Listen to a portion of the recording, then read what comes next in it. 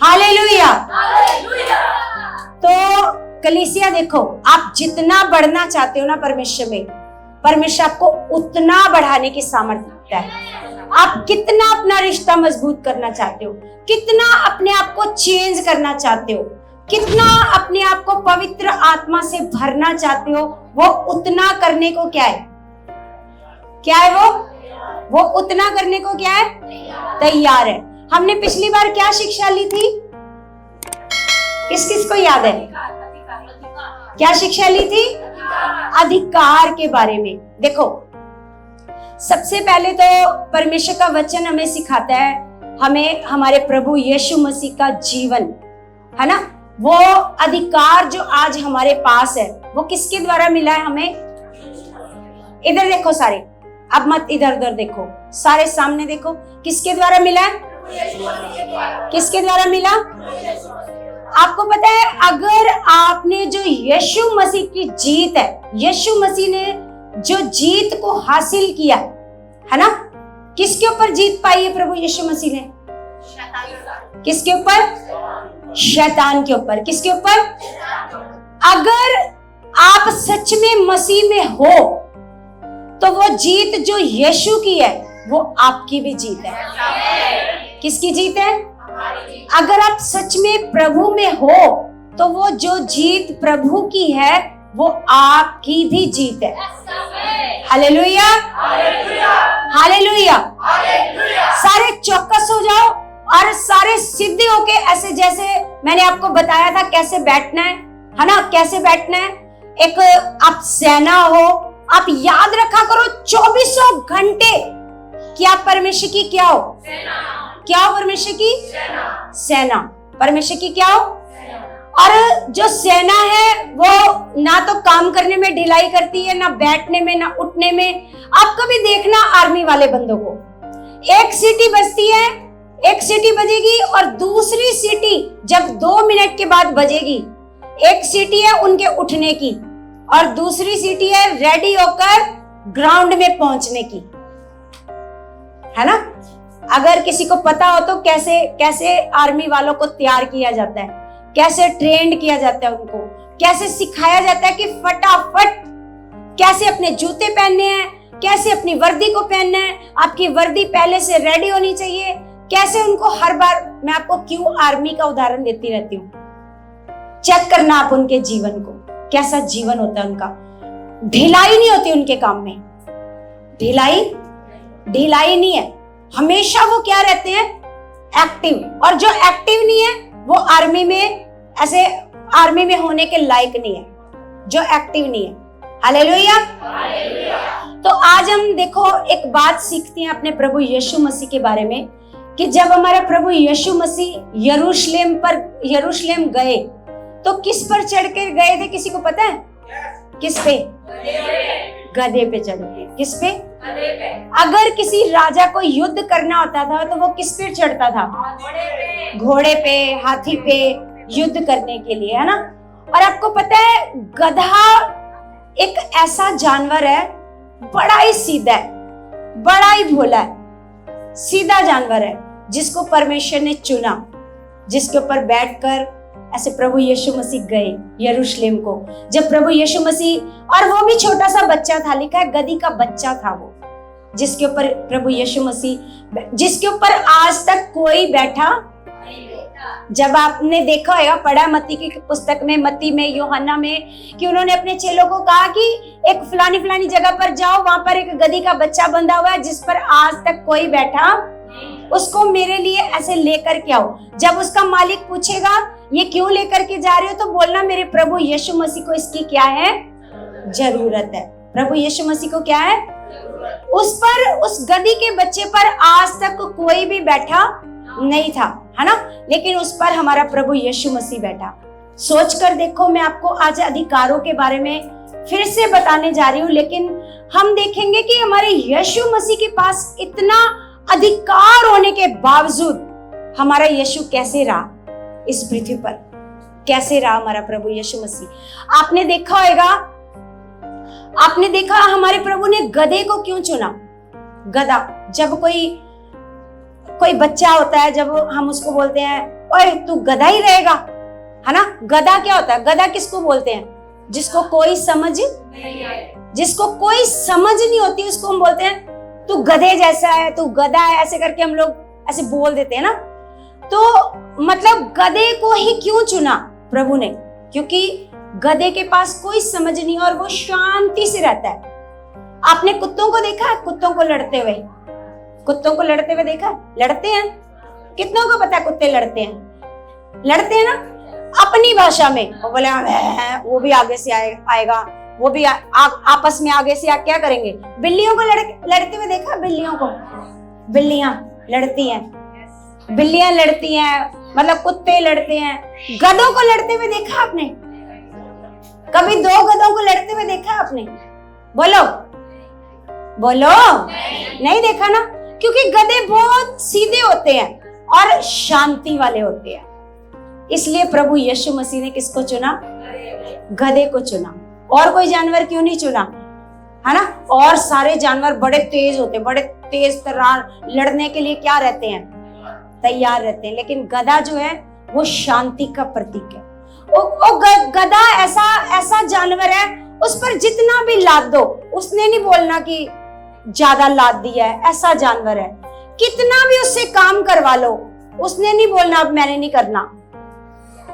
जब ज्यादा ही मतलब वो हो जाएगा तो बैठ जाएगा, लेकिन क्या होएगा? वो तब तक काम करता रहेगा जब तक उसका मालिक उससे काम। ऐसा जानवर है, ऐसा सीधा जानवर है।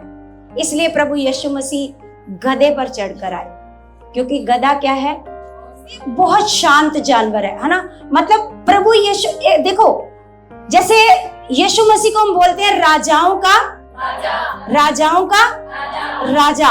और जो दूसरे राजा युद्ध करने आते थे, वो हाथ में क्या लेके आते थे?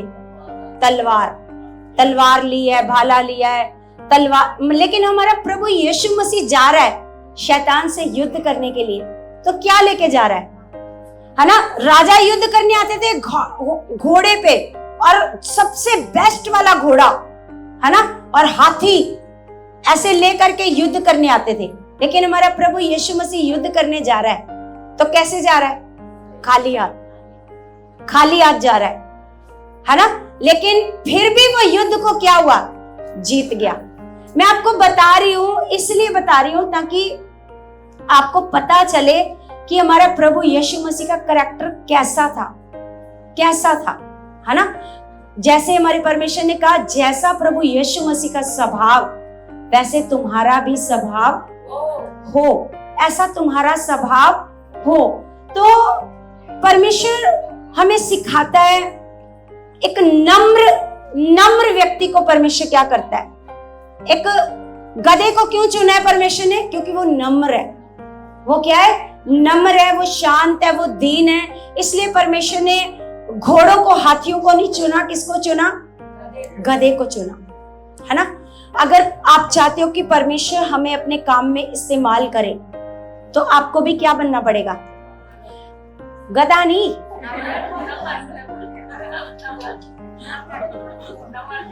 मैंने गधे का उदाहरण इसलिए दिया, गधा नहीं बन जाना आपने, मूर्ख थोड़ी बनना है, नम्र बनना है। गधे की तरह क्या बनना है? नम्र बनना। देखो परमेश्वर ने, हम देखते हैं कि परमेश्वर ने मूसा को चुना। हालेलुया। किसको चुना? मूसा को परमेश्वर ने चुना। जब मूसा को परमेश्वर ने चुना तो उसके बारे में लिखा है कि वो पृथ्वी भर में क्या था? नम्र। क्या था वो? बहुत नम्र था, बहुत दीन था। आपको पता है उसके दीन होने का कैसे सबूत मिलता है कि मूसा बड़ा नम्र था? कैसे सबूत मिलता है? पता है किसी को? किसी को कैसे पता चलता है कि मूसा बड़ा नम्र था? मूसा को इजरायली लोग लाख दिन में गालियां निकालते थे। मूसा, ये नहीं है हमारे पास, ये नहीं है, मूसा तो हमें कहां ले आया, रोटी नहीं है हमारे पास, खाने को नहीं है। मतलब कितनी दिन में 40 लाख लोग हैं, 40 लाख लोग हैं, तो अगर मान लो 40 लाख गालियां दे रहे हैं तो कितनी गालियां पड़ रही है मूसा को? कितनी गालियां? 40 लाख गालियां खाकर भी फिर भी वो परमेश्वर के आगे जाकर के कहता है कि परमेश्वर ने माफ कर, इन्हें क्या कर, है ना, इतना सहकर भी वो क्या कहता है कि परमेश्वर इन्हें क्या कर। पता है क्यों कहता था? क्योंकि वो कहता था कि परमेश्वर, लोग तेरे को कहेंगे कि तू इसलिए इनको मिस्र से छुड़ा कर ले आया कि तू जंगल में लाकर इनको मार दे। मूसा ये कहता था परमेश्वर को कि परमेश्वर ना इनको सजा नहीं देनी, अभी इनको मारना नहीं। परमेश्वर कहता था ये मेरा कहना नहीं मानते हैं, ये मेरी आज्ञा में नहीं चलते हैं, आज ही मैं सारे इजराइलियों को क्या कर दूंगा, खत्म कर दूंगा। लेकिन मूसा फिर गिड़गिड़ाता था परमेश्वर के आगे। सोच के देखो, जो आपको दिन रात गालियां दें, आप कभी जाओगे परमेश्वर के आगे उनके लिए? सोच के देखो कि हम जाकर के कहेंगे नहीं परमेश्वर, कोई बात नहीं परमेश्वर, आप इनको माफ कर दो, इनको माफ कर दो। जाएंगे? जो दिन रात आपको सताएंगे, क्या कहेंगे? परमेश्वर, इसने मेरे को ऐसा बोला ना, इसकी टांग तोड़ देना परमेश्वर, इसका ऐसा नुकसान कर देना परमेश्वर। मतलब हर चीज में क्या है हमारा स्वभाव, है ना। सोच के देखो, जो हमारे प्रभु यीशु मसीह के पास अधिकार था, लिखा है वो मतलब पृथ्वी का और स्वर्ग का अधिकारी होकर भी उसने अपने आप को क्या बना लिया? शून्य। क्या बना लिया? शून्य, जीरो। वो कुछ नहीं। जैसे मान लो किसी के पास कोई धन दौलत आ गया, जैसे मैंने कल वीडियो डाली, किस किसने सुनी है? किस किसने सुनी है? क्या वीडियो थी पता है? यस, है ना। घमंडियों से वो क्या करता है? घृणा। नफरत अलग चीज है, घृणा बहुत बड़ा शब्द है। घमंडियों से, अगर किसी के अंदर पैसे का घमंड है, अगर किसी के अंदर अपने बच्चों का घमंड है, किसी को अच्छे खूबसूरत घर का घमंड है, किसी चीज का भी अगर आपके अंदर घमंड है, तो परमेश्वर क्या करता है? क्या करता है? घृणा, है ना। अगर मैंने वहां पर वचन भी पढ़ाया कि वो 6 चीजों से क्या करता है? बैर। वरन 7 है जिनसे उसको क्या है? घृणा। क्या है? घृणा है परमेश्वर को। सबसे बड़ी चीज है घमंड, है ना। और परमेश्वर का वचन कहता है कि ज्ञान घमंड को उत्पन्न करता है। ज्ञान किसको उत्पन्न करता है? अगर किसी के पास बहुत अच्छा ज्ञान है, किसी चीज का ज्ञान है, मेरे को तो ये सारा काम आता है ना, मेरे को ये आता है, मेरे को ये अच्छे से आता है, मेरे बिना तो होना नहीं है, इस चीज का भी क्या है? ज्ञान घमंड को क्या करता है? उत्पन्न करता है। हालेलुया। तो कलीसिया, आज हम फिर से खुदा के वचनों से सीखेंगे अपने परमेश्वर ने जो हमें अधिकार दिया है ना। अब आपने ये सोचना है कि एक वचन हमें परमेश्वर ने लिख करके दिया है कि परमेश्वर तुम्हें जय के उत्सव में कहां लिए फिरता है? तो हम उस वचन को निकाल करके देखते हैं। कुरिन्थियों की पुस्तक में है,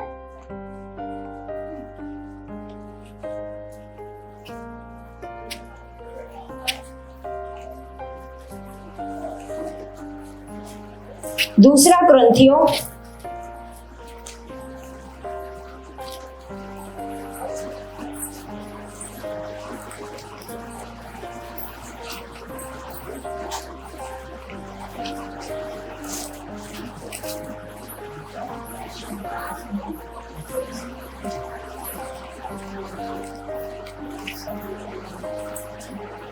दूसरा कुरिन्थियों 2 अध्याय 2 का 14, 2 अध्याय और 2 का 14, उसमें लिखा है, परंतु परमेश्वर का धन्यवाद हो जो मसीह में सदा हमको जय के उत्सव में कहां लिए फिरता है?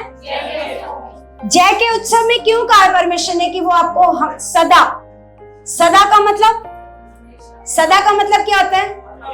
आपको सदा वो कहां लिए फिरता है? क्योंकि उसने, उसकी जो जीत है, जो यीशु मसीह की जीत है, वो किसकी जीत है? वो किसकी जीत है? वो एक दिन के लिए, वो हमेशा के लिए। बोलो, वो जो जीत है वो एक दिन के लिए कि हमेशा के लिए? हमेशा के लिए। तो परमेश्वर का वचन कहता है कि वो परंतु परमेश्वर का धन्यवाद हो जो मसीह में, क्या लिखा है? किसमें? मसीह में सदा हमको जय के उत्सव में, लेकिन ये जय का उत्सव कौन मना पाएंगे? जिनको ये पता होएगा कि जो यीशु मसीह ने जीत हासिल करी है वो केवल यीशु मसीह की नहीं है। वो किसकी जीत है? वो किसकी जीत है? हमारी जीत है। और अब परमेश्वर कहते हैं जैसे प्रभु यीशु मसीह इस पृथ्वी पर रहा, है ना। हम एक वचन पढ़ते हैं, मत्ती की किताब 20 अध्याय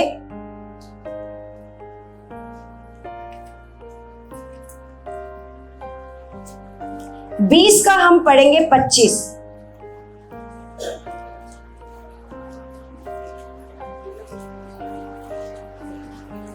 अगर हम इसको 20 से पढ़ते हैं तो आपको अच्छे से समझ में आएगा। इसको हम 20 से पढ़ते हैं, 20 अध्याय उसका 20।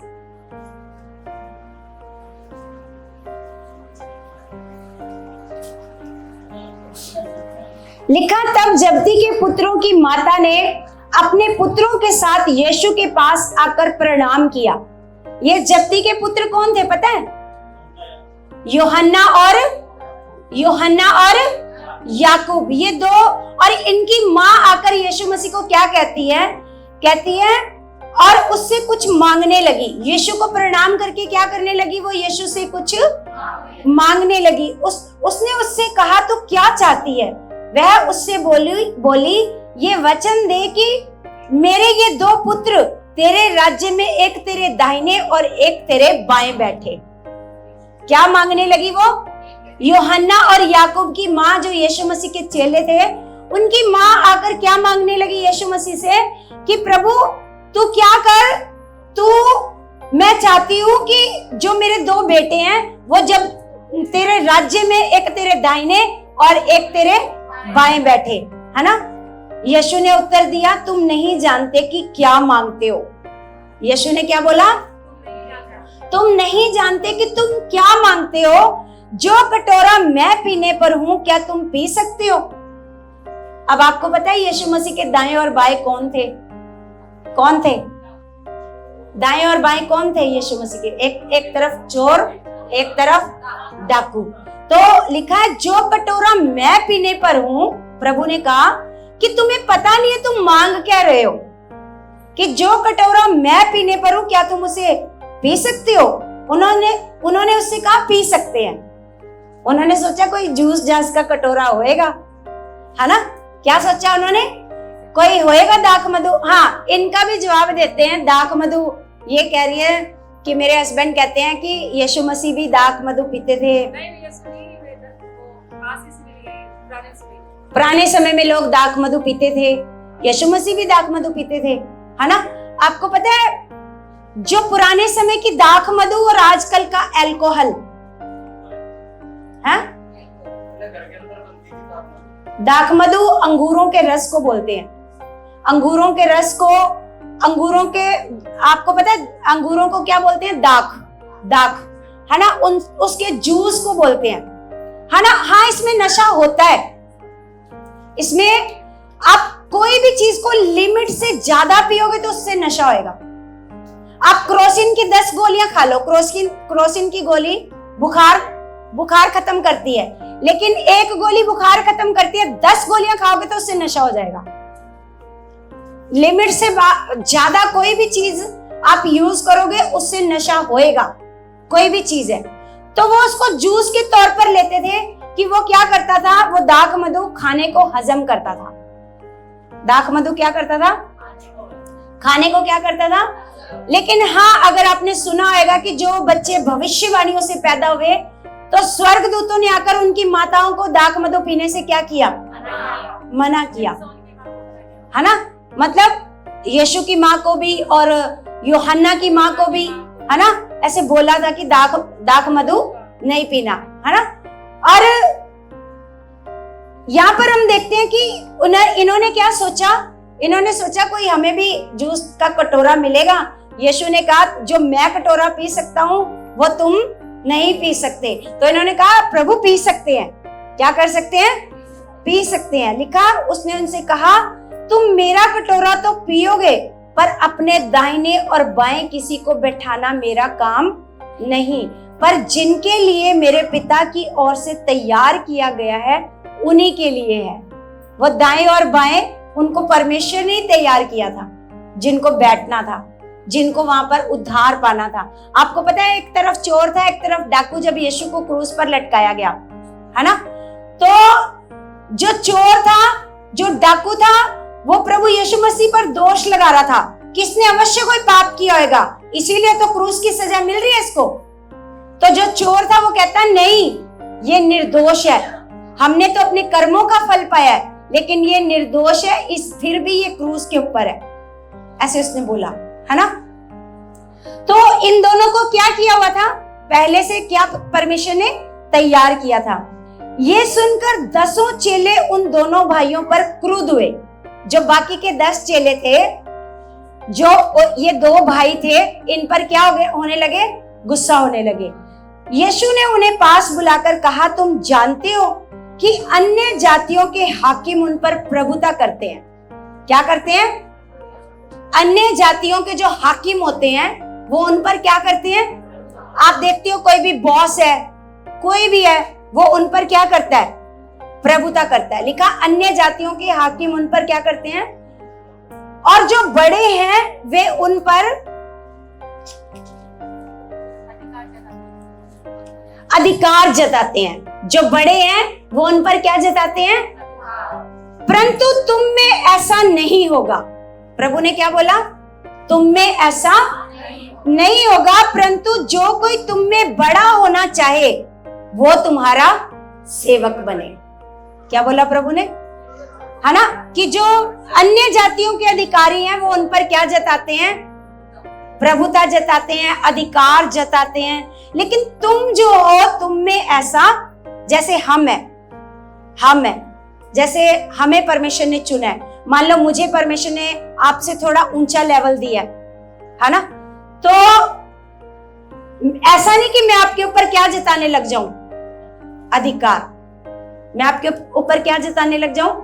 अधिकार। क्योंकि पतरस की किताब में पतरस कहता है कि जो तुम्हें परमेश्वर ने झुंड दिया है उनके ऊपर अधिकार नहीं जताना, उनको प्यार से क्या करना है? क्या करना है? चलना सिखाना है परमेश्वर के साथ।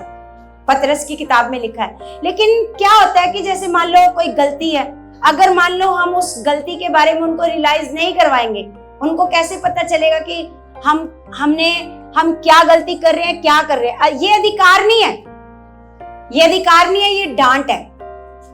क्या है ये? डांट, है ना। तो मान लो इन्होंने गलती करी, मान लो कोई भी बच्चा है, मान लो कोई गलती करता है, अगर मान लो हम उसको डांटते हैं, है ना, तो ये नहीं है कि हम उनके ऊपर क्या बन गए हैं? अधिकारी हैं। ये हमारे हिसाब से चलेंगे, आप हमारे हिसाब से नहीं चलोगे। आप किसके हिसाब से चलोगे? परमेश्वर के हिसाब से चलोगे। हमारा काम है, आपको डांटना भी हमारा काम है, समझाना भी हमारा काम है, सिखाना भी हमारा काम है। क्योंकि परमेश्वर का वचन कहता है तीमुथियुस में कि संपूर्ण पवित्र शास्त्र परमेश्वर की प्रेरणा से क्यों रचा है? समझाने के लिए, सुधारने के लिए और सिखाने के लिए, है ना। और आगे पौलुस कहता है कि तू इनको डांट और इनको समझा।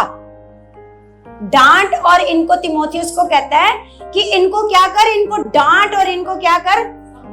समझा। क्योंकि जब आप किसी चीज को नॉर्मल समझते हो तो वहां पर डांट भी जरूरी है।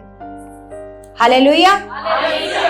चाहे कोई यहाँ पर दरी बिछाने की सेवा कर रहा है, चाहे कोई कैमरा चलाने की सेवा कर रहा है, चाहे कोई भी, अभी तो बड़ी बड़ी सेवा आएंगी आपके पास, है ना।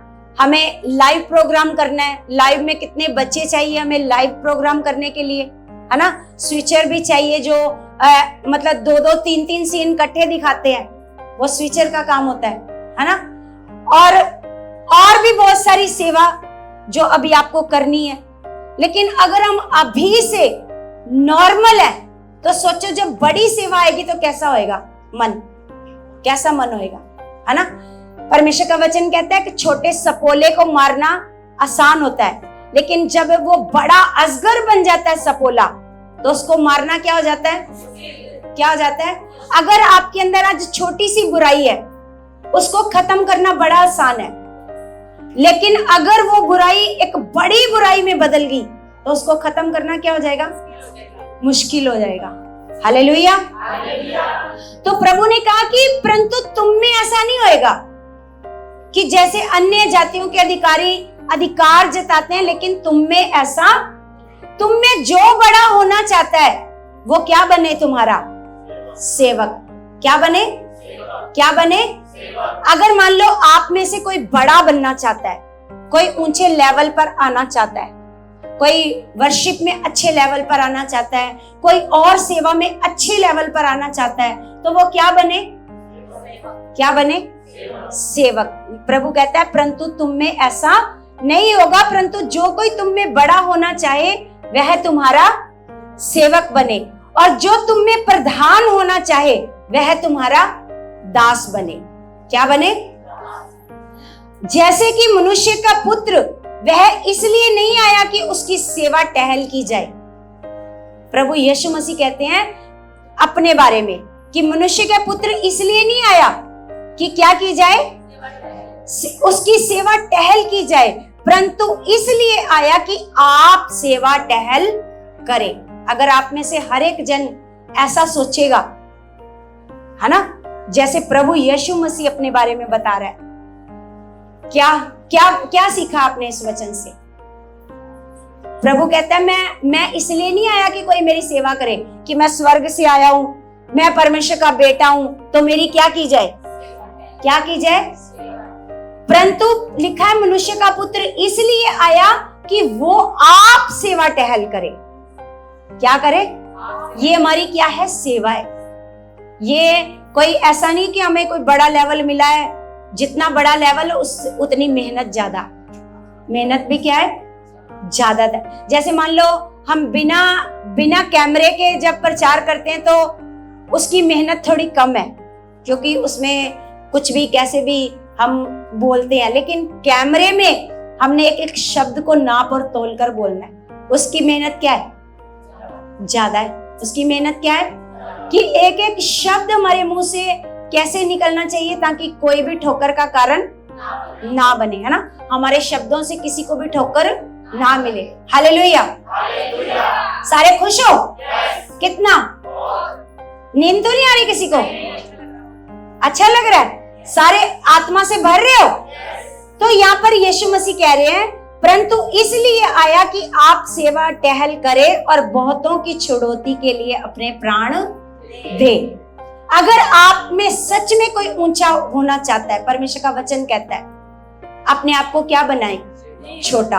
परमेश्वर कहता है जो कोई परमेश्वर के राज्य में बड़ा होना चाहता है वो अपने आप को क्या बनाए? छोटा बनाए।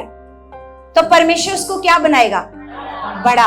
लेकिन जो कोई यहाँ पर बड़ा बन के बैठ जाएगा तो वो क्या बन जाएगा? क्या बन जाएगा? तो सोच के देखो कि प्रभु के पास इतना बड़ा अधिकार होने के बावजूद भी, 12-12 चेले होने के बावजूद भी प्रभु ने ये नहीं कहा मेरी सेवा करो, अरे मैं थक गया आज चल चल के, आज कोई जना मेरे पैर दबाओ, है मेरे कपड़े धो करके लाओ। कहा प्रभु यीशु मसीह ने ऐसा? किसी पर भी ऐसे हुक्म, किसी पर ऑर्डर करा प्रभु ने?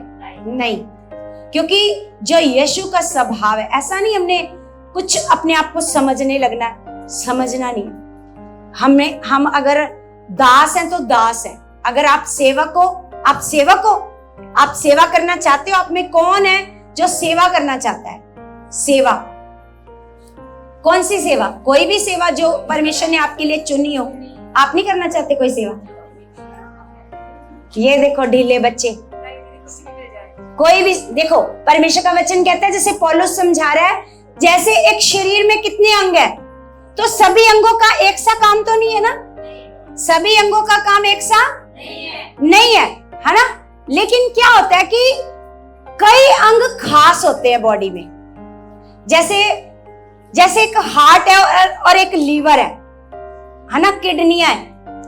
तो जैसे मान लो कोई अंग होता है वो हमारी बॉडी से चला भी जाए तो बंदा जिंदा रह सकता है। जैसे मान लो ये कान है, कान, तो इसको कोई काट भी देगा तो बंदा जिंदा रह सकता है? तो मान लो एक आंख है, आंख किसी ने फोड़ दी, तब भी बंदा क्या रह सकता है? जिंदा रह सकता है ना। तो मान लो आपका किसी ने एक हाथ काट दिया, तब भी बंदा क्या रह सकता है? मान लो आपका किसी ने लीवर निकाल लिया काट के, फिर जिंदा रह सकता है? नहीं रह सकता, है ना। और मान लो आपका हार्ट को नुकसान कर दिया किसी ने जोर से आपके हार्ट के ऊपर मारा और आपके हार्ट का क्या हो गया? नुकसान हो गया, फिर बंदा जिंदा रह सकता है तो हम एक ही शरीर के अंग है, लेकिन कोई अंग के बिना काम चल सकता है, लेकिन कोई अंग के बिना काम नहीं चल सकता। ये मेरे को सिखाया परमेश्वर ने, है ना। कोई अंगों के बिना हम जिंदा रह सकते हैं और कोई अंगों के बिना जिंदा नहीं रह सकते। कोई अंग खास होते हैं हमारी बॉडी में, उनका होना हमारी बॉडी में क्या होता है? जरूरी होता है ना। तो इसलिए हमें हमारा परमेश्वर सिखा रहा है कि अधिकार के बारे में। प्रभु, पहले मैंने आपको क्यों प्रभु के बारे में बताया कि यीशु मसीह कहता है कि देखो, जिसके द्वारा आपको इतना बड़ा अधिकार मिला कि आप सदा के लिए जय के उत्सव में रहते हो, हमेशा ये अधिकार है आपके पास कि आप आनंद में रह सकते हो। दुखी रहना आप पर डिपेंड करता है, आप दुखी रहना चाहते हो, आपकी मर्जी है, वरना आपके पास एक अधिकार है कि आप तुरंत आनंद में आ सकते हो। हालेलुया। तुरंत आप चाहे कितने भी दुखी हो, कितने भी बीमार हो, कितने भी परेशान हो, मान लो आप घर से क्लेश में आए हो, लेकिन आपके पास एक अधिकार है अपने मन को आनंदित करने का।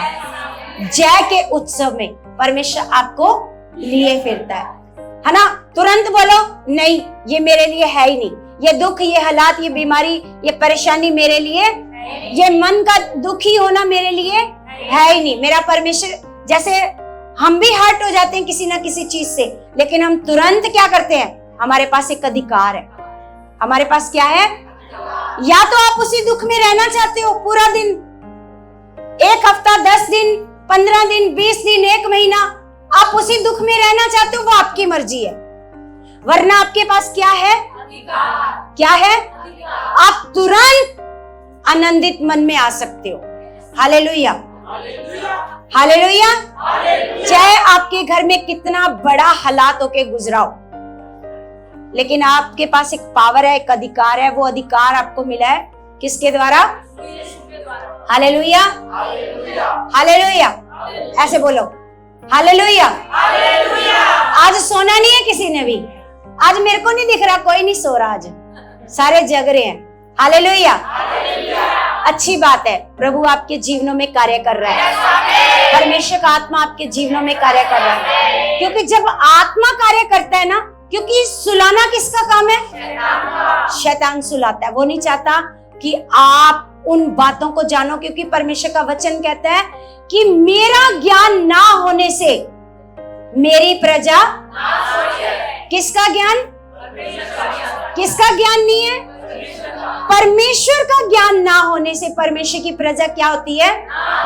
जब परमेश्वर की प्रजा के पास ये ज्ञान नहीं है कि मेरे पास एक अधिकार है, मैं अभी इसी वक्त इस दुख को खत्म करने की सामर्थ्य रखता हूं, इस हालात को खत्म करने की सामर्थ्य, जो भी मेरे मन पर बोझ है, मेरी सोचों पर बोझ है, जो भी मैं क्लेश में आई हूं, मैं दुखी मन से आई हूं संगति में, लेकिन मेरे पास एक अधिकार है कि मैं खुदा के भवन से आनंदित वापस जाऊंगी। Hallelujah, hallelujah. तो हम एक वचन देखते हैं, यूहन्ना की किताब 5 अध्याय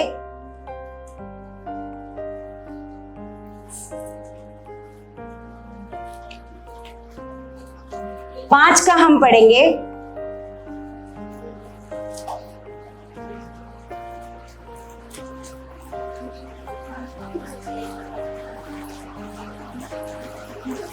छब्बीस, 5 का 26।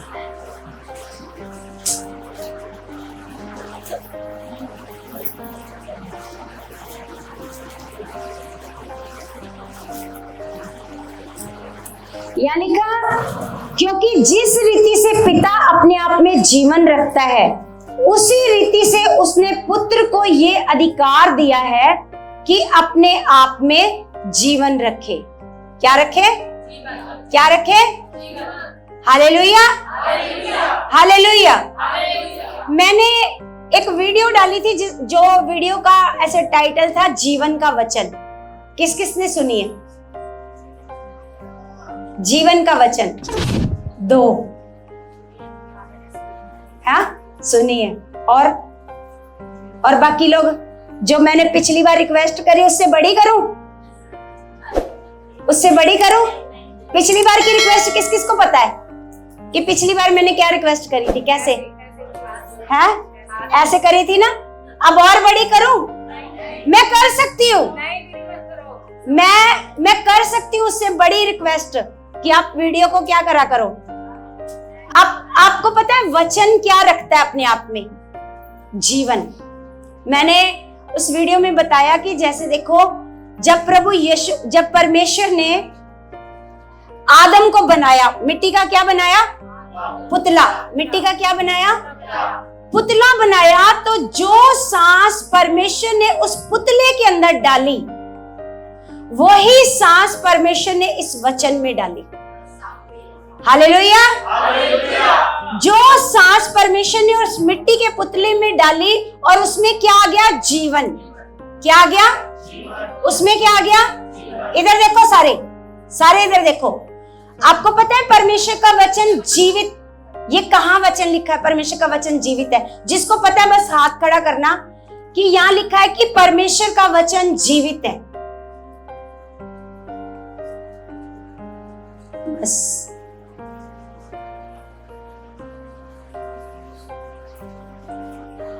अब आप बताओ हमें क्या करना चाहिए? अब अगली बार एक बाल सुधार यंत्र लाना चाहिए? हाँ? कहां लिखा है कि परमेश्वर का वचन जीवित है? अगर जीवित है इसका मतलब उसके अंदर सांस है। कहां लिखा है पता है? किसी को नहीं पता। एक जने को पता है, आपको किसी को नहीं पता कि वो वचन कहां लिखा है। वो वचन लिखा है इब्रानियों 4:12। मेरे को याद है इब्रानियों 4:12 में ये वचन लिखा है। आप जैसे भी जो भी हो बाइबल को पढ़ना स्टार्ट करो ताकि आपको पता चले कि वचन क्या है? जीवित है। इब्रानियों 4:12 में लिखा है कि परमेश्वर का वचन जीवित है और हर एक 2-धारी तलवार से क्या है? हर एक 2-धारी तलवार से क्या है? आपने देखी है कभी 2-धारी तलवार? 2-धारी तलवार देखी है किसी ने? नहीं देखी।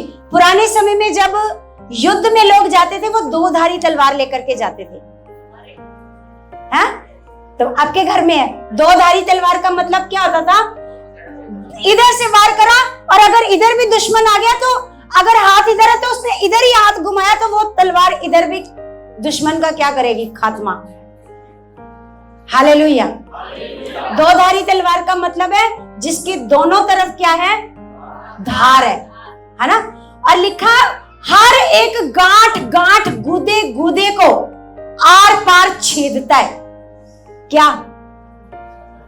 वचन। क्या छेदता है? वचन। और लिखा मन के विचारों को जांचता है। मन के विचारों को। उस वीडियो में मैंने बताया जब लोग बीमारी में प्रभु के पास आते हैं, परमेश्वर के भवन में आते हैं, बीमारी में, दुखों में, तकलीफों में, हालातों में, गरीबी में, कंगाली में, कलेशों में। जैसे मान लो ये बहन जब पहली बार आई, ये निधि सिस्टर है ना, तो जब ये पहले दिन आई ये बहुत बीमारी में आई थी, लेकिन इसको चंगा किसने किया? परमेश्वर के वचनों ने। परमेश्वर, इसको उस टाइम तो परमेश्वर नहीं दिखाई दिया ना, परमेश्वर दिखाई दिया? क्या सुने इसने? परमेश्वर के वचन। और वचन जो है वो जिंदा है। आपको लगता है ये नॉर्मली लिखे हुए वचन है, इसमें सांस है। जो वचन जब इसने सुने तो वचन सुनते सुनते सुनते तो लिखा है इसने कितने दिनों से खाना नहीं खाया था, ऐसे इन्होंने अपनी गवाही में बताया कि नहीं 5 इसके मुंह में ना ऐसे जादू टोना किसी ने कर दिया इसके मुंह में हमेशा छाले रहते थे। हमेशा क्या रहते?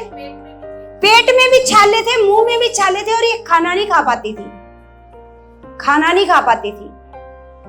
और बड़े खतरनाक रोग थे, फेफड़ों में पानी भरा हुआ था, है ना, बहुत खतरनाक रोग थे जो हम आपको बता भी नहीं सकते, है ना। तो कैसे चंगी हुई? वचन सुनकर। अभी तक मैंने ना कोई ले हैंड किया था, कुछ नहीं किया था। इन्होंने लास्ट में खाना खाया, इन्होंने कहा जो बना था सब खाया, है ना। कैसे? वचन जिंदा है। आपको पता है, अगर आप इस वचन को जीवित नहीं समझोगे, नॉर्मल समझोगे, तो ये वचन आपके अंदर कार्य नहीं करेगा। ये वचन आपके अंदर, अगर आप उस वीडियो को निकाल करके सुनना, उसका टाइटल है जीवन का वचन। क्या है उसका? जीवन का वचन। तो ये जो वचन है, ये परमेश्वर की सांस पाया हुआ वचन है। सांस पाया हुआ, जैसे आदम ने परमेश्वर से क्या पाई? सांस। क्या पाई? ऐसे ही इस वचन को भी परमेश्वर ने क्या दी? सांस। इसलिए जो कोई बीमार आता है, दुखी आता है, तो वचनों से उसको क्या मिलने लग जाती है? शांति। क्या मिलती है? शांति। अंदर एक दिलेरी का आत्मा काम करने लगता है। इसका मतलब वचन क्या है? वचन क्या है? ये जिंदा वचन है। जिंदा वचन है तो आपके अंदर क्या करता है? अगर ये मुर्दा होता तो कभी भी आप चंगे नहीं होते। कभी भी इन वचनों को सुनकर आपके अंदर शांति, जैसे मान लो कुछ वचन को सुनकर, और कोई मेरे मुंह से वचन सुनकर शांति पाते हैं।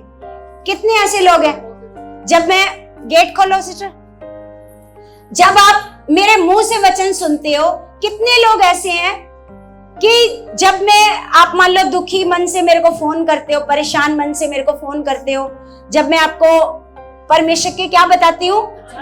वचन, तो आपको क्या मिलती है? तो क्या वो शांति मैंने आपको आकर के दी? किसने दी?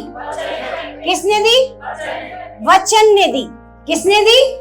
तो इसका मतलब वचन काम, तो काम कौन सी चीज करती है? जिसमें जान।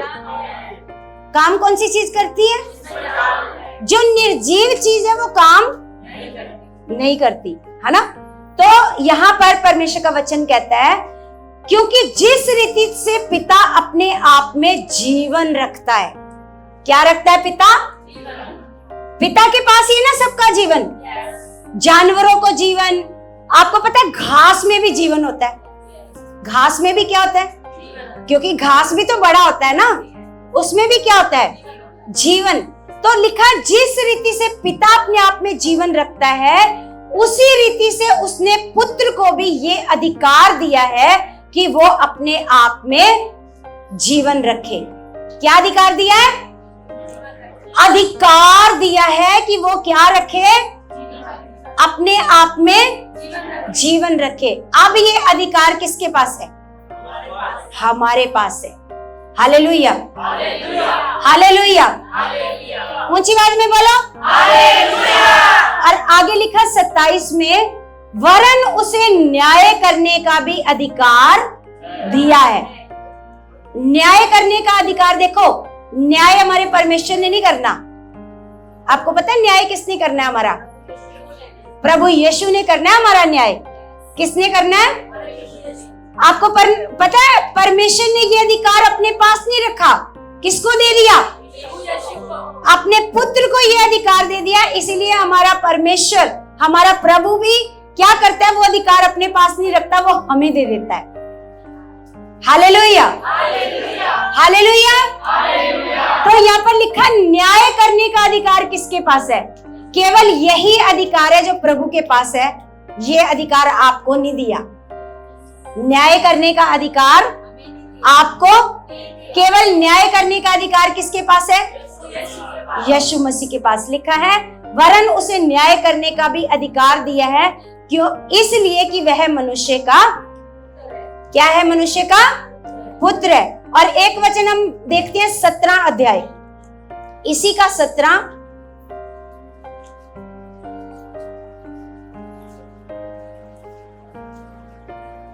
का हम पढ़ेंगे 2।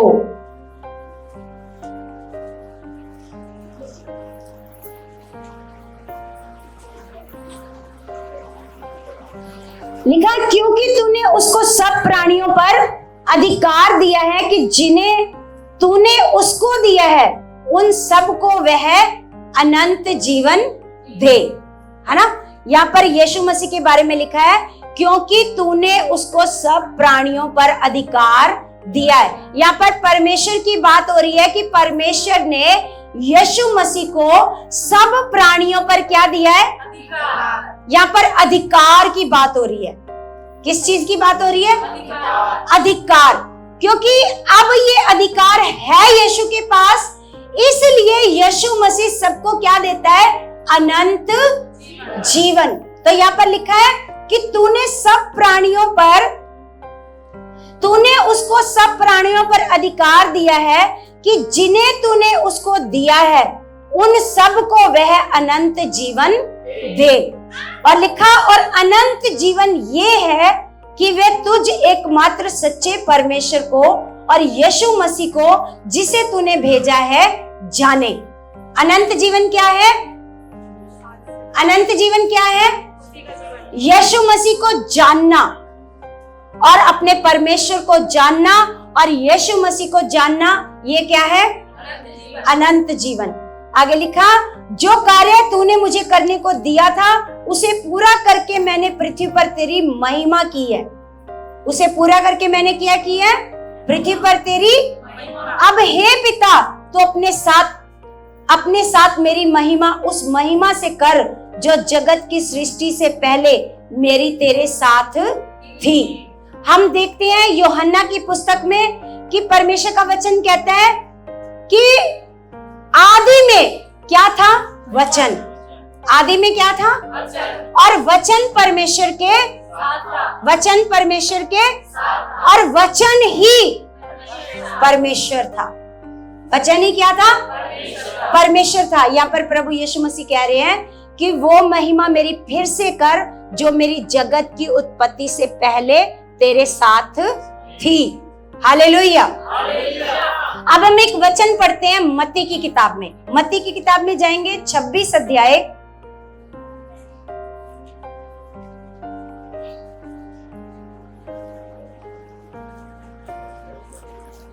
26 का हम पढ़ेंगे 53।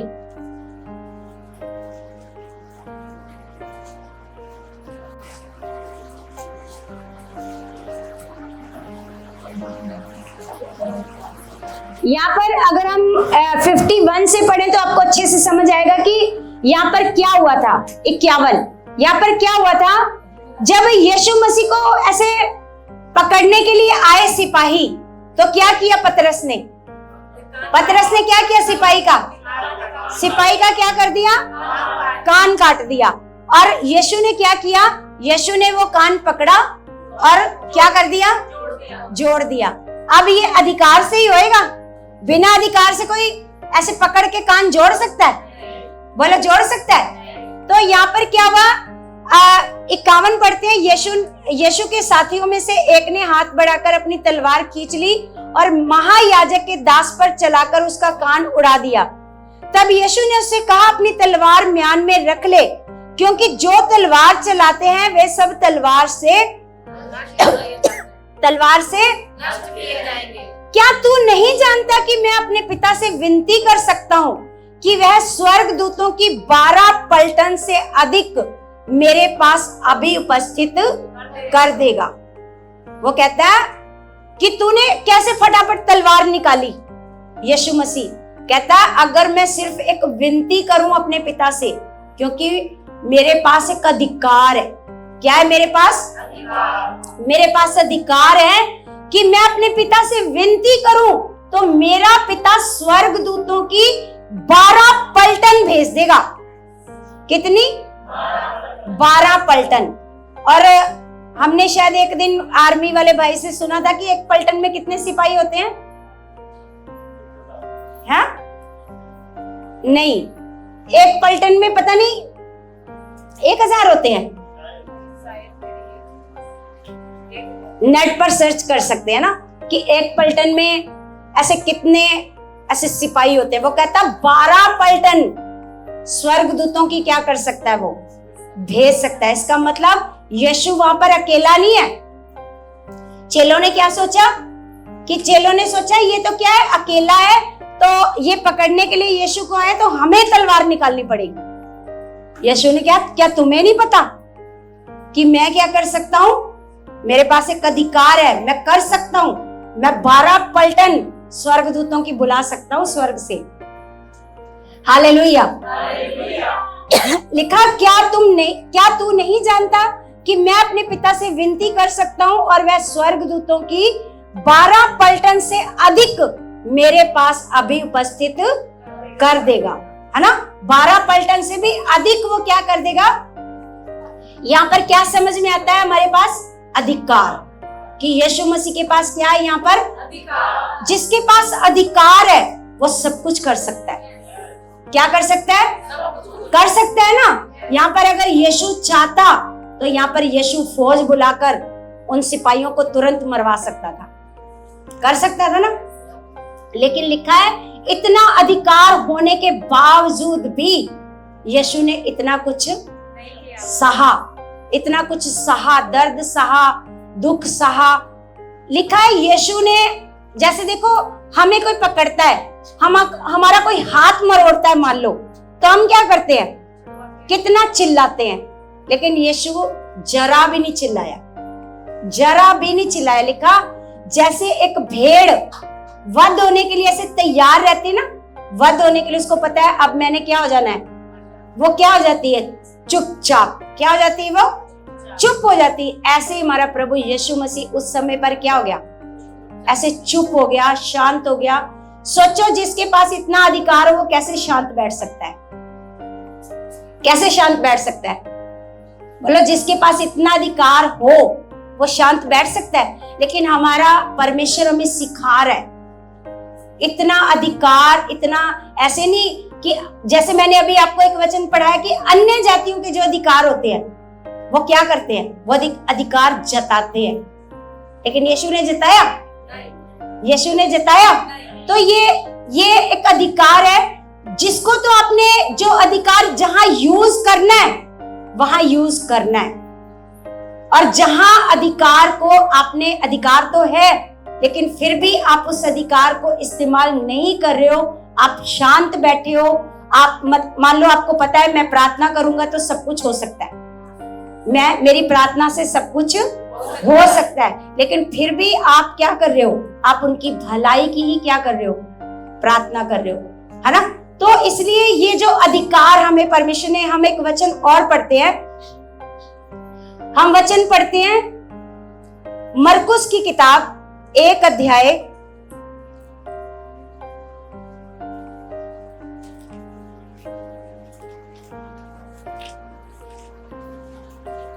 1 का हम पढ़ते हैं 25।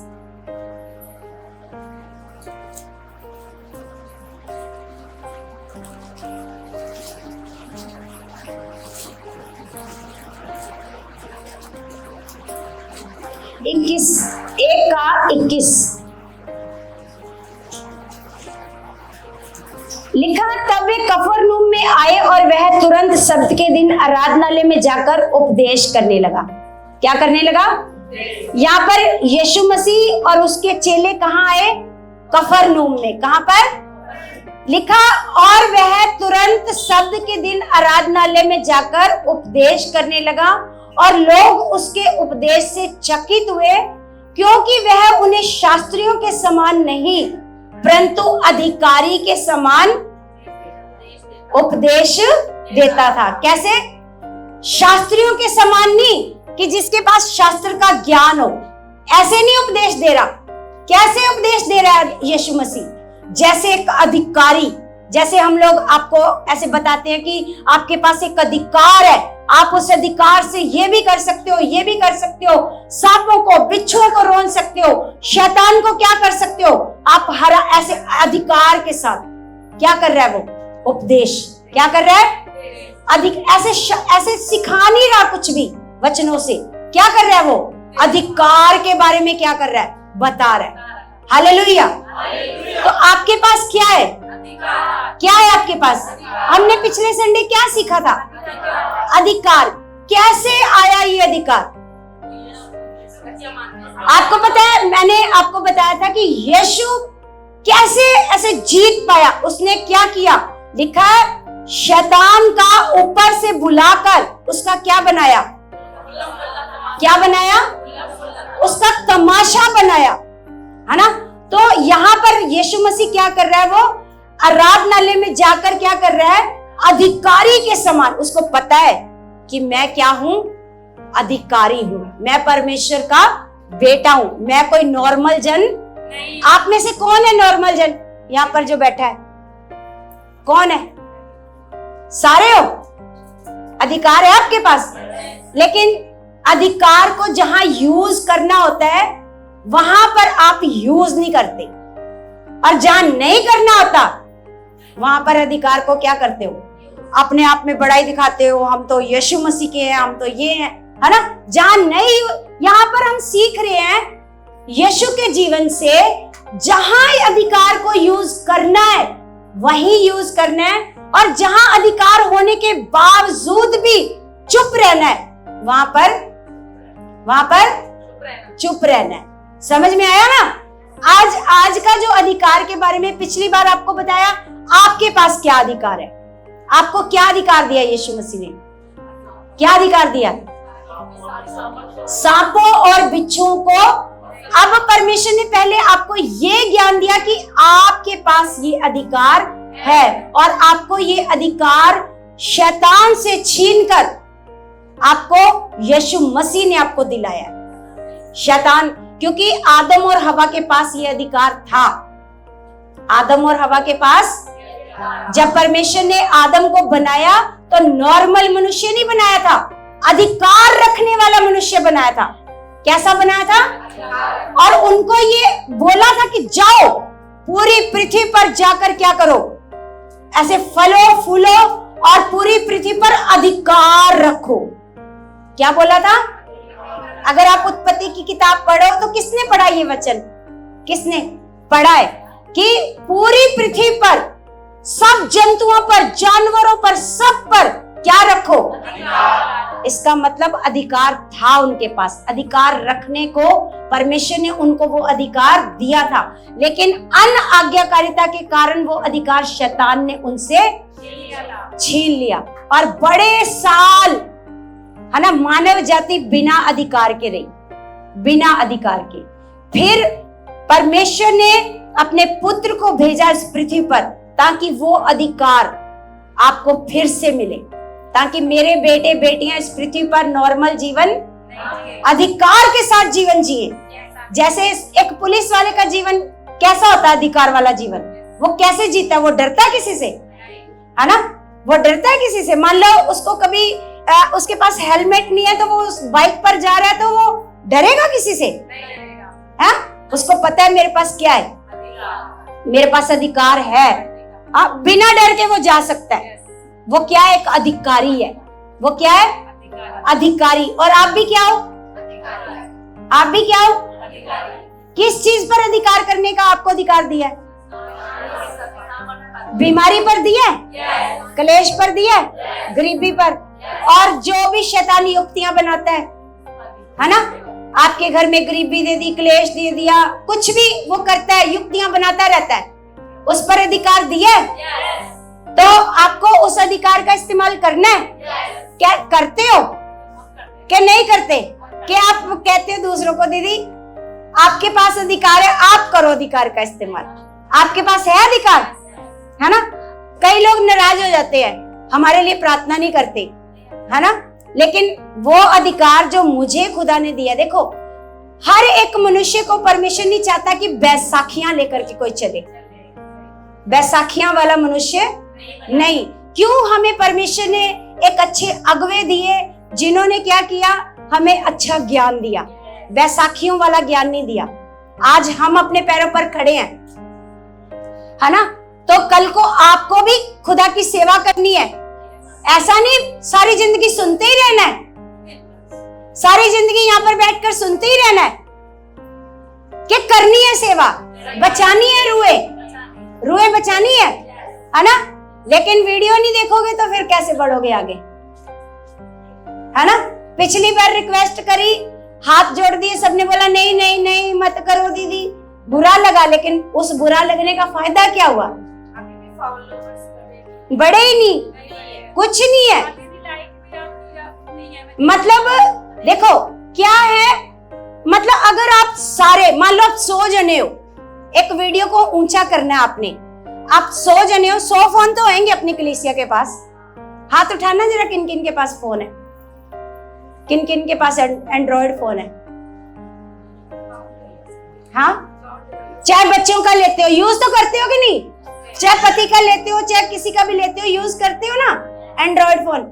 अगर मान लो 8 बजे हमारी वीडियो आती है, अगर तुरंत 8 बजे उठाकर आपने व्यूज दे दिया, बेशक अभी आपके पास समय नहीं है, लाइक कर दो, कमेंट कर दो, उसके बाद वीडियो सुन लो।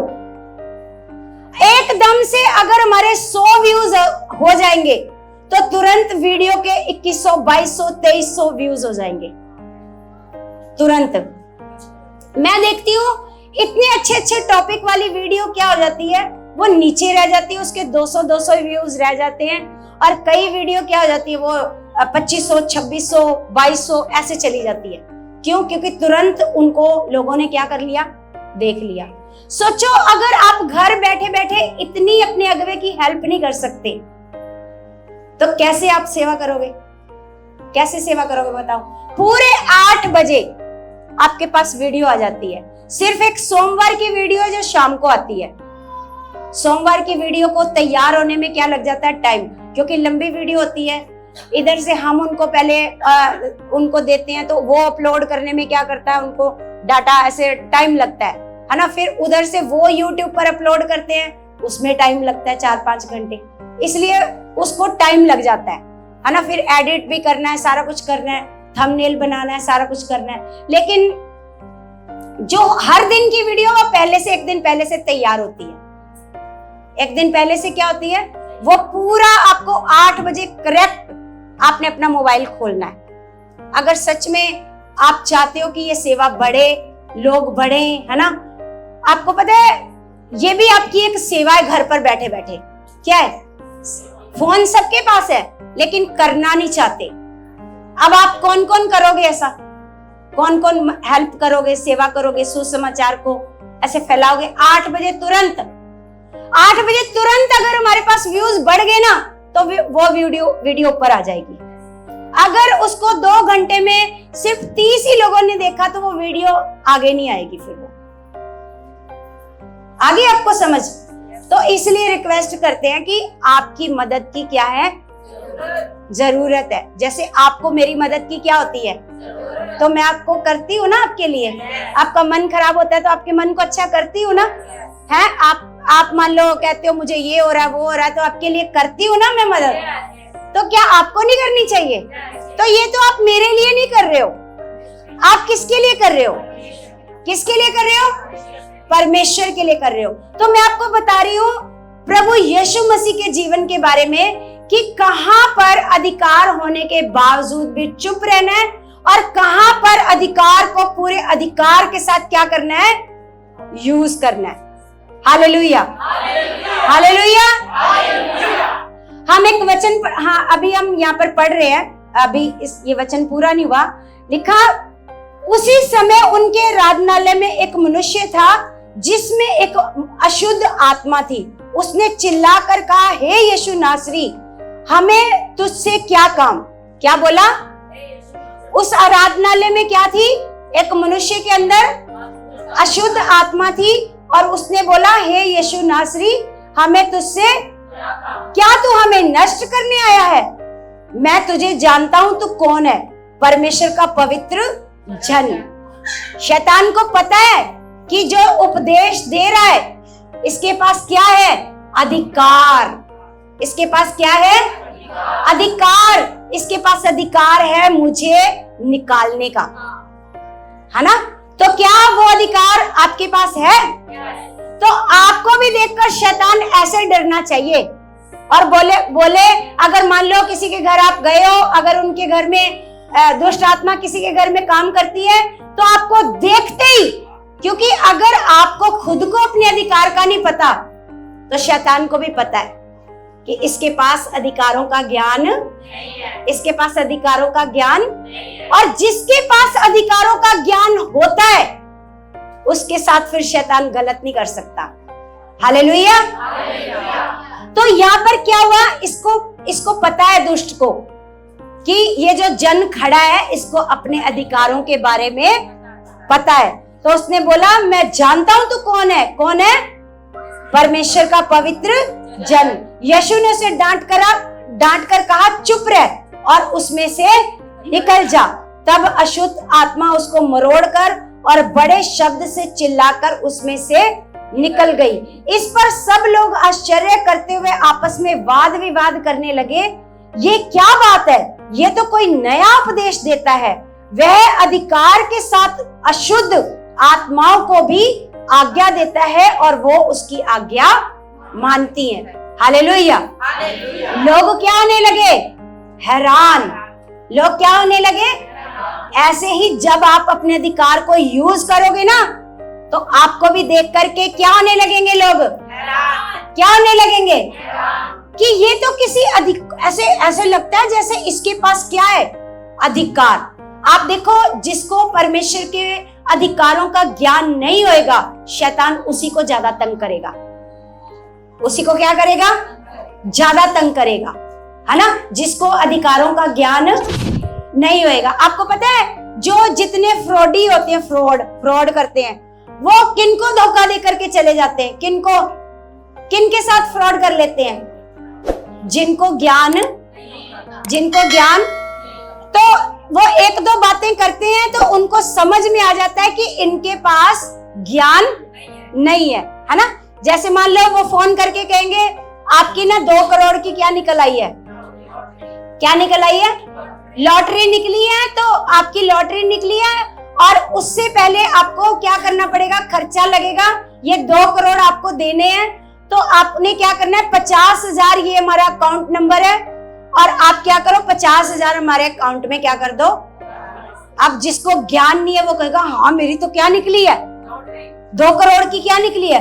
कोई बात नहीं क्या है? 50,000 रुपये तो है, 2 करोड़ आने भी तो हैं। जिसके पास ज्ञान नहीं है, तो जिसको पता चल जाता है ये तो फ्रॉड ही है, ये झूठ बोल रहे हैं, इनके पास कोई 2 करोड़ हमारा नहीं है, वो कभी भी उनकी बातों में नहीं फंसते। लेकिन फंसता कौन है उनकी बातों में? वो कहेंगे ये लिंक दिया गया जी, इस पर क्लिक करो। और क्लिक कौन कर लेते हैं? जिनके पास ज्ञान।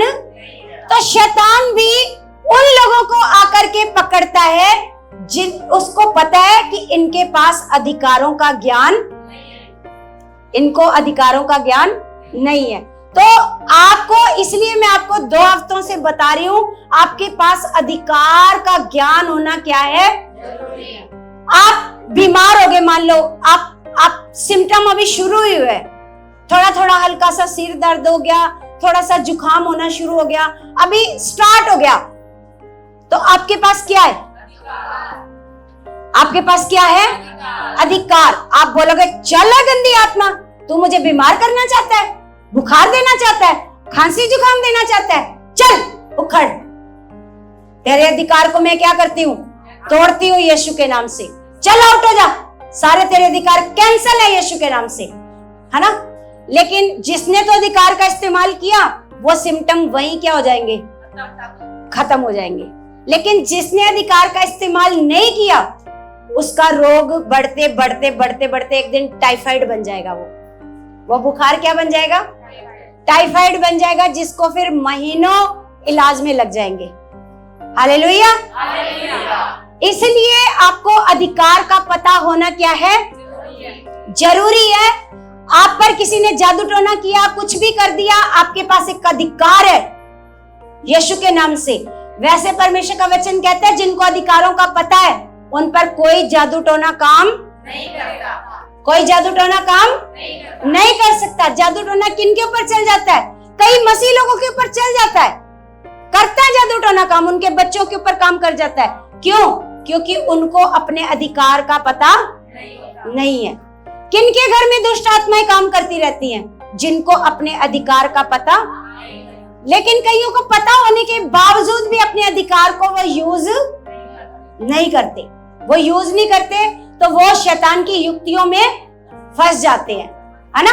तो यहां पर उन्होंने क्या किया, क्योंकि वो अशुद्ध आत्मा पहले से उस बंदे में थी। क्या शास्त्रियों ने पहले उपदेश नहीं दिया? लेकिन जब यीशु ने उपदेश दिया अधिकार के साथ, तो शैतान क्या करने लगा? चिल्लाने लगा। दुष्ट आत्मा उसके अंदर से क्या करने लगी? चिल्लाने लगी। तो ऐसे ही जब आप किसी के घर जाओगे प्रार्थना करने, सुसमाचार सुनाने, तो अगर आप अधिकार के साथ जाओगे तो वहां दुष्ट क्या करेगा? ऐसे पहले से क्या हो जाएगा? ऐसे भाग जाएगा। उसको पता है कि ये जो बंदा आ रहा है ना, आपको नहीं पता होगा शायद उतना, लेकिन शैतान को पता होगा कि ये जो बंदा आ रहा है इसको पता है, अपने अधिकारों का ज्ञान इसको क्या है? पता है। तो वो नजदीक भी नहीं आएगा, आपके जाने से पहले वहां से भाग जाएगा। Hallelujah, hallelujah. नींद किसको आ रही है? हालेलुया। अब हम पढ़ते हैं रोमियो की किताब 13 अध्याय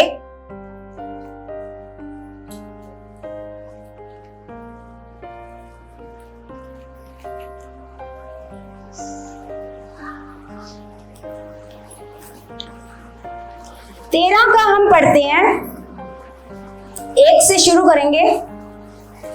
222 नंबर पेज है। अब अधिकार के बारे में सबको पता चल गया? सबको पता चल गया? क्या कर सकता है आपका अधिकार? क्या कर सकता है? सब कुछ, सब कुछ कर सकते हो आप, है ना। जैसे पौलुस कहता है कि जो मुझे सामर्थ देता है उस सामर्थ में मैं सब कुछ कर सकते हो। आप अपने मन को बदल सकते हो, अपने स्वभाव को बदल सकते हो, आप अपने आप को पाप से बाहर निकाल सकते हो। जरूरी नहीं है आप कहोगे कि मैं तो मजबूर हूं जी, मैं पाप से बाहर नहीं आ सकता। आप अपने आप को अधिकार के साथ पाप से क्या कर सकते हो? बाहर निकाल सकते हो। आप अपने बच्चों को निकाल सकते हो पाप से। आपके पास इतना बड़ा अधिकार है। आप अधिकार से बोलोगे कि शैतान तेरा मेरे बच्चों पर कोई अधिकार नहीं है। पाप की गंदी आत्मा, व्यभिचार की गंदी आत्मा इसमें से निकल जा। जैसे यीशु ने बोला इसमें से निकल जा, ऐसे आप भी क्या करोगे? इसमें से निकल जा। तो वो आत्मा, अगर उसको पता होगा कि आपको अधिकार का पता है तो वो निकल जाएगी। अगर उसको पता होगा कि आपको अधिकार का नहीं पता तो वो उसमें बनी रहेगी। हालेलुया। लिखा हर एक व्यक्ति शासकीय अधिकारियों के अधीन रहे, क्योंकि कोई अधिकार ऐसा नहीं जो परमेश्वर की ओर से ना हो। ये पौलुस ज्ञान दे रहा है अधिकारों के बारे में, कि जिन लोगों के पास अधिकार होते हैं उनके क्या रहो? अधीन रहो। जिन लोगों के पास क्या होते हैं? अधिकार होते हैं, उनके आप क्या रहो? अधीन रहो। लिखा हर एक व्यक्ति शासकीय अधिकारियों के अधीन रहे, क्योंकि कोई अधिकार ऐसा नहीं जो परमेश्वर की ओर से ना हो। जैसे मुझे परमेश्वर ने यहाँ पर क्या दिया है? क्या दिया मुझे परमेश्वर ने? अगर आप सोचो कि सच में ये अधिकार इनको परमेश्वर ने दिया है, क्योंकि यहाँ पर बैठने का अधिकार, यहाँ पर बोलने का अधिकार किसने दिया है ना। आपके लिए वर्ड्स बोलने का अधिकार किसने दिया है ना। तो पौलुस यहाँ पर सिखा रहा है कि शासकीय अधिकारियों के क्या रहो? अधीन रहो। अधीन रहोगे तो परमेश्वर आपको ऊंचा करेगा। जैसे यीशु ने कहा, जो अपने आप को छोटा करेगा वो क्या होएगा? वो क्या किया जाएगा? बड़ा। तो यहाँ पर परमेश्वर अधीन रहने को पौलुस के द्वारा सिखा रहा है, क्योंकि कोई अधिकार ऐसा नहीं जो परमेश्वर की ओर से ना हो, है ना। ये जो अधिकार मुझे परमेश्वर ने दिया है, चाहे आपको डांटने का, चाहे सुधारने का, चाहे आपके मनों को अच्छा करने का, ये अधिकार मुझे किसने दिया है? किसी मनुष्य ने नहीं दिया। और ये जो कलीसिया है, जिसको मैं अपनी कलीसिया कहती हूँ, ये मेरी कलीसिया है। मैंने इनको अपने आंसुओं के साथ खड़ा किया है। मेरे को पता है जब कोई नहीं आता था तो मैंने कितने आंसू बहाए हैं आप लोगों के लिए। आप लोगों के लिए क्या बहाए हैं मैंने? आंसू बहाए हैं कि परमेश्वर आप भेजो उन लोगों को, उनके मनों को अच्छा करो, वो लगातार संगति में आए। मैं अकेली यहाँ से उठकर चली जाती। ये हॉल हमने किराए पर लिया था, ये हॉल हमने किराए पर लिया था। तो उस समय हमारे पास ज्ञान भी नहीं था कुछ अच्छा, हमें कुछ नहीं पता था, कुछ नहीं पता था। हमें नम्र रहना, मेरे को नम्र रहना भी नहीं आता था, मेरे अंदर बड़ा क्रोध था। तो शायद इसलिए परमेश्वर हमें क्या कर रहा था, सिखा रहा था, है ना। तो ये जो कलीसिया आज खड़ी हुई है, सच में हमारे आंसुओं के साथ, मैंने आंसू बहाए आप लोगों के लिए। जैसे पौलुस कहता है ना, मैंने तुम लोगों के लिए क्या बहाए हैं, आंसू बहाए हैं, ताकि आपके मन क्या हो, परमेश्वर के साथ अच्छे हो। और अभी तो बड़े चाहत वाले आने वाले हैं, जिनके लिए मैं और लगातार परमेश्वर से मांगती हूँ, विनती करती हूँ। और बड़े सामर्थ के काम, बड़ी बड़ी गवाहियां, बड़े चमत्कार मेरे को परमेश्वर ऐसे दर्शन में दिखा रहा था। जब मैं ऐसे प्रार्थना करने बैठी तो मेरे को परमेश्वर ऐसे प्रार्थना में, ऐसे नहीं मैं सो रही हूँ, सामने सामने दर्शन दिखा रहा है कि परमेश्वर ऐसे लंगड़े चला रहा है। जैसे पापा जी बोलते हैं ना, चलो दौड़ के आओ वहां तक। तो हमारी बड़ी सारी चर्च है, तो मैं ऐसे प्रार्थना करके बोल रही हूँ कि जाओ दौड़ के आओ, तो वो दौड़ रहे हैं, है ना। सच में ऐसा परमेश्वर मेरे को दर्शन दिखा रहा है। और आप सारे इसके लिए प्रार्थना करना, मैं भी प्रार्थना करती हूँ कि ये दर्शन क्या हो, ये क्या हो, दर्शन पूरा हो। और ऐसा होएगा अवश्य यीशु मसीह के नाम से, क्योंकि परमेश्वर हमारे मनों को जानता है, हमारे मनों को। और देखना ऐसे यहाँ पर बड़े चमत्कार होंगे। और दिल्ली में भी, जैसे अमृतसर में हमारी बड़ी चर्च है, ऐसे दिल्ली में भी क्या होगी, हालेलुया। और आप इस चर्च के क्या होंगे, मेंबर होंगे, हालेलुया। और सेवा करने वाले बच्चे, और फिर समझ में आएगा एक एक सेवा की वैल्यू, एक एक सेवा की क्या समझ में आएगी।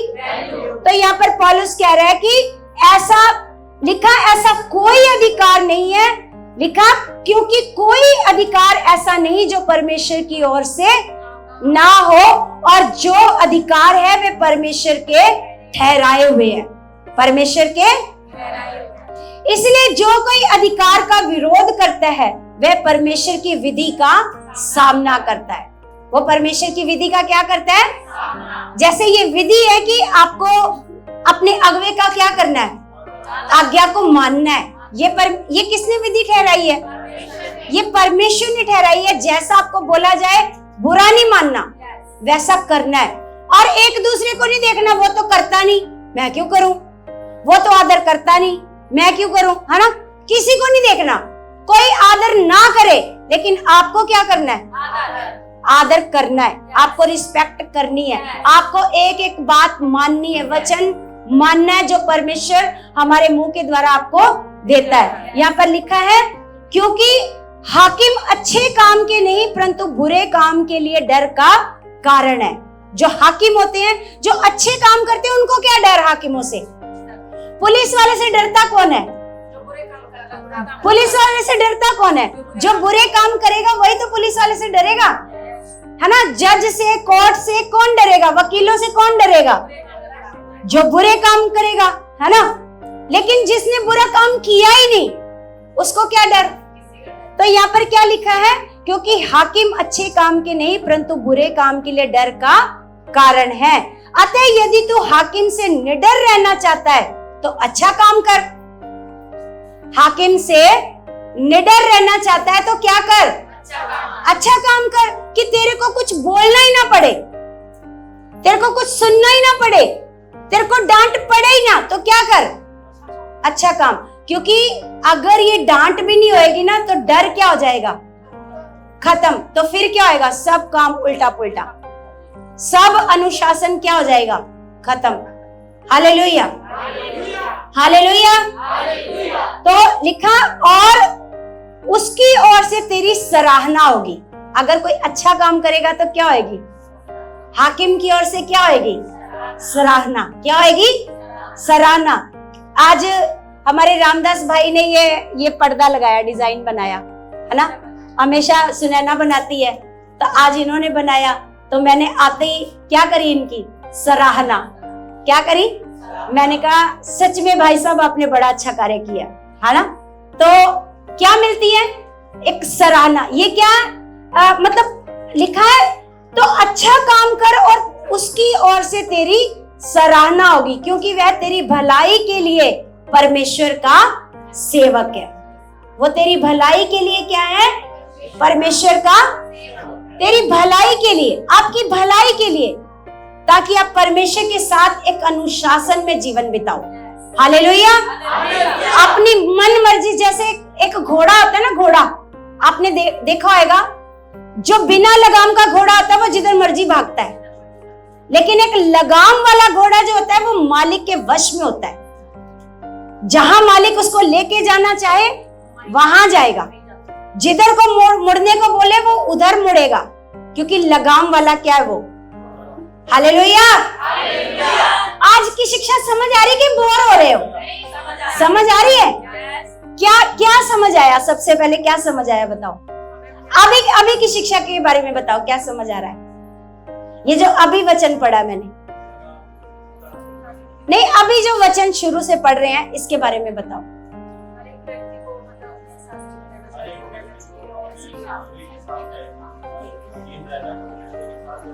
जो अगुवे होते हैं, जो शासकीय अधिकारी होते हैं, वो क्या होते हैं? मतलब क्या, किस लिए होते हैं? ताकि आप उनके डर के मारे कुछ भी गलत, इसीलिए होते हैं ना। अब यस, जो अधिकार है वो मनुष्य ने नहीं दिया, मुझे किसी मनुष्य ने नहीं ठहराया, मुझे किसने ठहराया? परमेश्वर ने। मेरे यहाँ पर कलीसिया में बहुत अच्छे पढ़े लिखे भी बच्चे होंगे जो मेरे से बहुत अच्छे पढ़े लिखे हैं, लेकिन उनको क्यों नहीं ये जगह दी परमेश्वर ने? है ना, परमेश्वर ने। क्योंकि अगर हम देखते हैं अपने स्पिरिचुअल फादर को, तो बड़े बड़े अफसर आकर उनके पैरों में ऐसे झुक जाते हैं, घुटने टेकते हैं, बड़े बड़े अफसर हम देखते हैं। एक बार हम यूपी गए, हमें मौका मिलता था शुरू में स्पिरिचुअल फादर के साथ जाने का। हम यूपी गए तो एक पुलिस का ऐसे अफसर था, इतना लंबा, और हमारे पापा जी तो देखे ना आपने, वो छोटे हैं, और वो इतना लंबा, पापा जी उसके यहाँ पर आ रहे, यहाँ पर, और वो आया और आकर के पापा जी के ऐसे पैरों में गिर गया। तो वो मनुष्य के नहीं, किसके गिरा? अधिकार जो परमेश्वर ने क्या दिया है, उनको पता है कि इनके पास जो अधिकार है वो इनको किसने दिया है?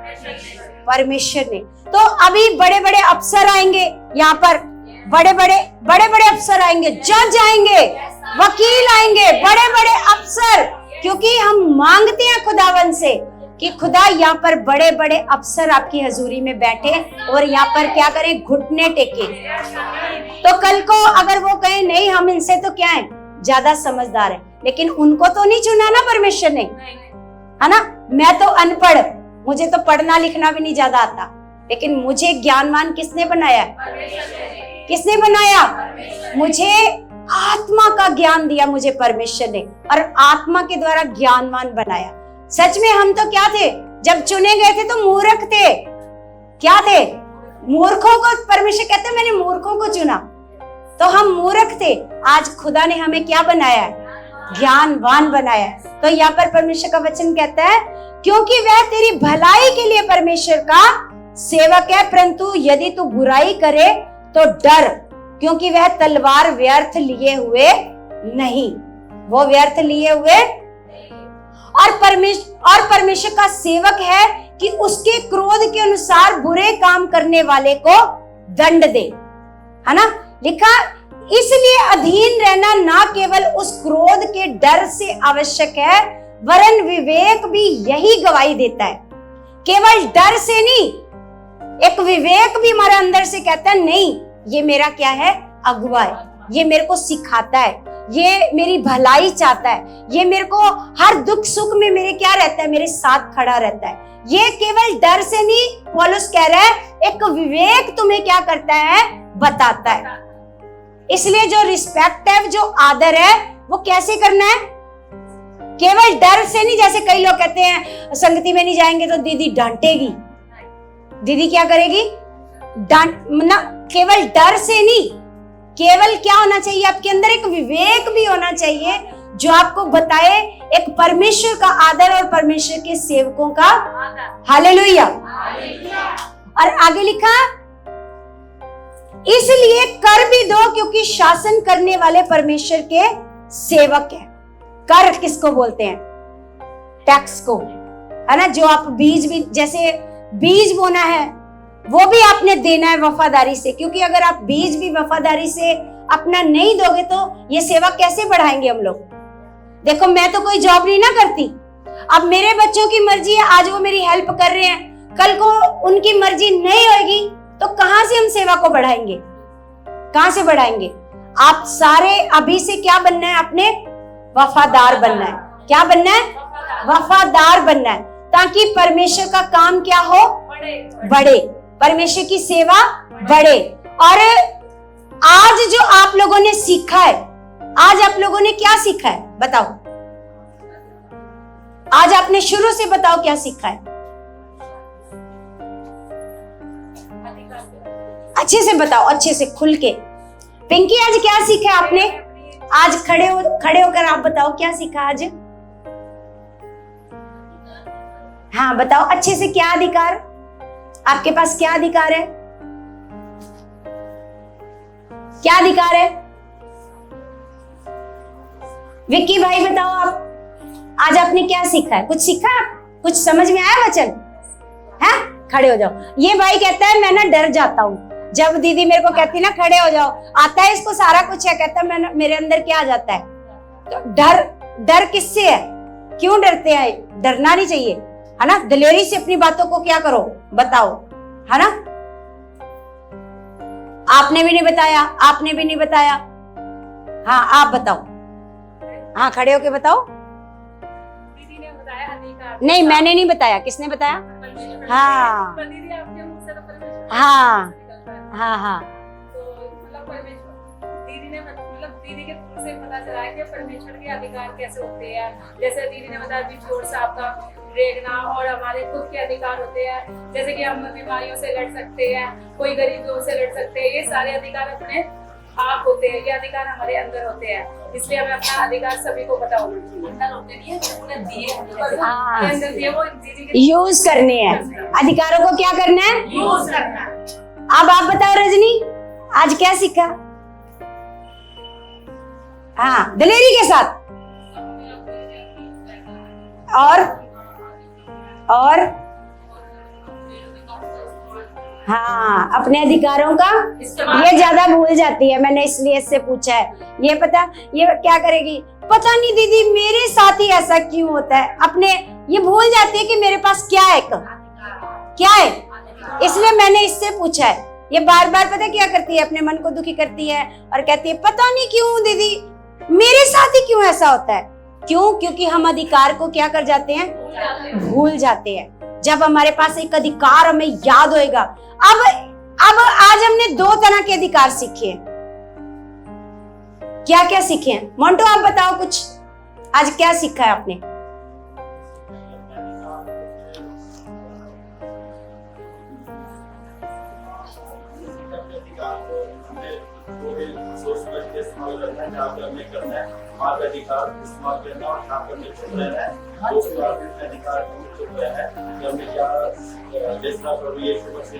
जब अधिकार करने का सामने आया तो उसने अधिकार का इस्तेमाल किया, और जब नम्रता का सामना करना पड़ा तो नम्रता के साथ उसने अधिकार का इस्तेमाल किया। यस, घमंड नहीं किया अपने अधिकार के ऊपर। यस, परमेश्वर के सामने नम्रता के साथ लोगों को सिखाया कि मैं यहाँ लोगों की सेवा करने के लिए आया हूँ, ना करवाने के लिए। यस, और कोई जो बड़ा बनना चाहता है वो अपना को छोटा बनाए। यस, और सेवक बने ताकि वो परमेश्वर की ओर से बड़ा बने। Yes, hallelujah, hallelujah.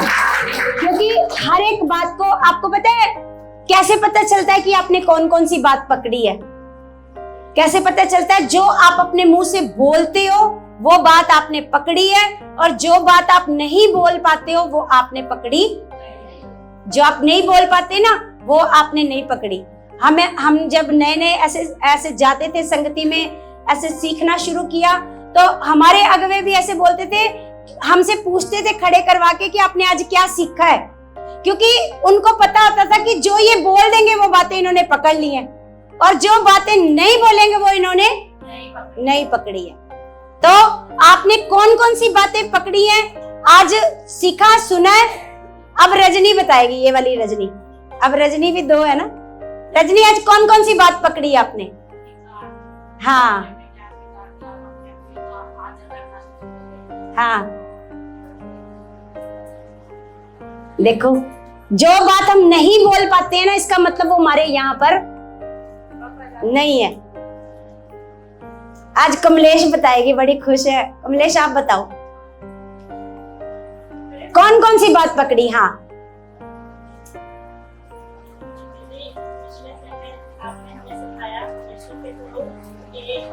अपने अधिकार को यूज करना है। हाँ, तो हमें अपने अधिकार को हर बीमारी, हर रोग और हर हालात से यूज करना है। जैसे हम दर्द रहते थे, घबरा जाते थे पहले, तो अब हमसे इस्तेमाल करना है। और आज मैंने ये सीखा कि हमारा जो अधिकार है, आज का चैप्टर हमारा अधिकार है वो चट्टान के समान हमारा अधिकार है। और काफी लोगों को हाँ, हमें अपने अधिकार को परमेश्वर के जो मिला है, वो यीशु मसीह ने हमें दे दिया। अपना जो अधिकार परमेश्वर ने यीशु को दिया था, वो प्रभु यीशु ने हमें दे दिया। और अब हमें शब्दों की सारी सामर्थ्य अधिकार है। और दूसरा, हमें अपने खुदा के दासी की हर बात को रिस्पेक्ट कीजिए और अपनी बात का आदर कीजिए। Yes, hallelujah. देखो आज परमेश्वर ने हमें सिखाया सबसे पहले अधिकार, जो अधिकार आपको दिए, जिसको आपने यूज करना है, जिसको आपने क्या करना है? यूज करना है शैतान की, शत्रु की सारी सामर्थ पर। और कई जगह मान लो हमारे पास अधिकार है तो एवं नहीं अधिकारी बन के चौड़े होके घूमते रहना। जैसे यीशु मसीह के पास अधिकार था, मैं स्वर्ग से आया हूं, तुम कौन होते हो मेरे को हाथ लगाने वाले, है ना? मैं अभी बुलाऊंगा 12 पलटन, तुम्हें पकड़ कर ले जाएंगी, है ना? जहां अधिकार का यूज करना है वहां करना है, अधिकार के साथ करो। यीशु भी दुष्ट आत्माओं पर, बीमारी पर अधिकार को कैसे यूज करता था? पूरे अधिकार के साथ, चल इसमें से निकल। और जहां प्रभु को पता है मुझे यहाँ नम्र रहना है, मुझे यहाँ पर अधिकार का इस्तेमाल नहीं करना, वहां पर वो क्या रहता था? नम्र और शांत। अपने आप को प्रभु ने चेलों को भी सिखाया कि मतलब अन्य जाति लोग ऐसा करेंगे लेकिन तुम में ऐसा, कि अन्य जाति लोगों का अधिकारी उन पर क्या जताएगा? अधिकार, लेकिन तुम में ऐसा नहीं होना चाहिए, क्योंकि हम सब एक ही पिता के क्या हैं? बेशक परमेश्वर ने मेरे लेवल को ऊंचा किया है, लेकिन ऐसा नहीं अब मेरे पास ऐसे 2 सींग लग गए, है ना? और सबको मैं क्या करूं? 2-2 सींग है।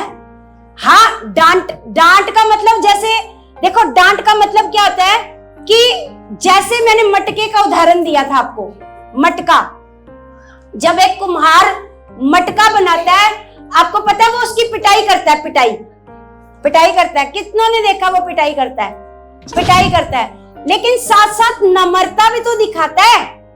बोलो, अगर वो निम्रता नहीं दिखाएगा तो उसकी कठोरता उस मटके को क्या कर देगी?